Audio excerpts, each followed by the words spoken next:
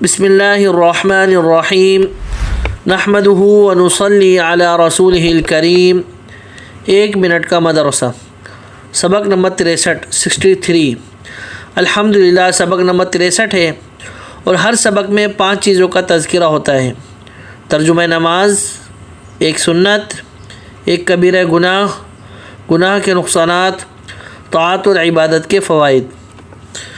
ترجمہ نماز میں ہم لوگ تحیات چل رہی ہیں، تو تحیات میں جو پڑھتے ہیں وَأَشْهَدُ أَنَّ مُحَمَّدًا، اس کا ترجمہ ہوا کہ اور میں گواہی دیتا ہوں کہ محمد صلی اللہ علیہ وسلم، اس کا ترجمہ ہوا۔ ایک سنت، کل عورتوں کی نماز کے طریقے کا یہ فرق بیان ہوا کہ نمبر 1 کہ سجدے میں عورت پاؤں کھڑے نہ کرے بلکہ دائیں طرف کو نکال دے۔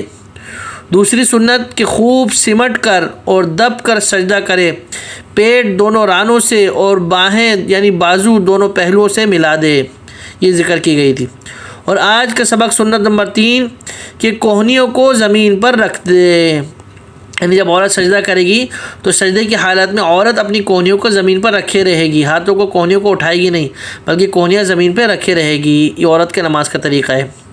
ایک کبیرہ گناہ، بڑے بڑے گناہ جن پر سخت عذاب کی وعید آئی ہیں، ان میں سے ایک بڑا گناہ ہے بھاؤ طے کرنے کے بعد میں زبردستی کم دینا، یعنی یہ بھی کبیرہ گناہ ہے۔ پہلے طے کر لیا کہ بھئی چیز میں اتنے کی خریدوں گا، ٹھیک ہے بات ہو گئی، لیکن جب خریدنے لگے تو پھر کچھ پیسے کم دینے لگے کہ نہیں اور کم کر لو اور کم کر لو، نہیں، بھاؤ طے کرنے کے بعد جو طے ہو گیا وہ طے ہو گیا، بعد میں کمی کروانا تو یہ بھی کبیرہ گناہ ہے، اس میں بھی کافی لوگ ملوث ہیں، اللہ حفاظت فرمائے۔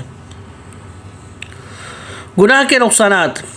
گناہ سے دنیا کا ایک نقصان یہ ہے کہ گناہ کرنے سے شرم و حیا جاتی رہتی ہے، اور جب شرم نہیں رہتی تو آدمی جو کچھ کر گزرے تھوڑا ہے۔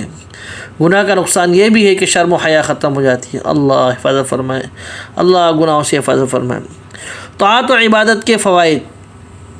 بعض نیکیوں سے تمام کام بن جاتے ہیں، جیسے سورہ یاسین پڑھنے سے حدیث پاک میں ہے کہ جو شخص شروع دن میں سورہ یاسین پڑھ لے اس کی تمام حاجتیں پوری کی جائیں گی، یہ بات دارمی میں ہے۔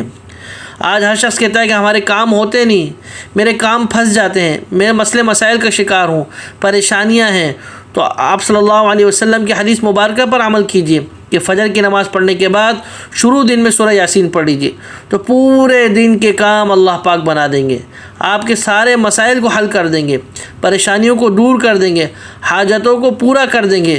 اگر کوئی شخص چاہتا ہے کہ اپنی ضروریات اور مسئلے مسائل حل ہوں تو شروع دن میں سورہ یاسین پڑھ لیں، انشاءاللہ اس کی برکت سے اللہ پاک سارے مسئلے مسائل حل فرما دیں گے۔ جو کہا گیا جو سنا گیا اللہ پاک عمل کرنے کی توفیق عطا فرمائے۔ وآخر دعوانا ان الحمدللہ رب العالمین۔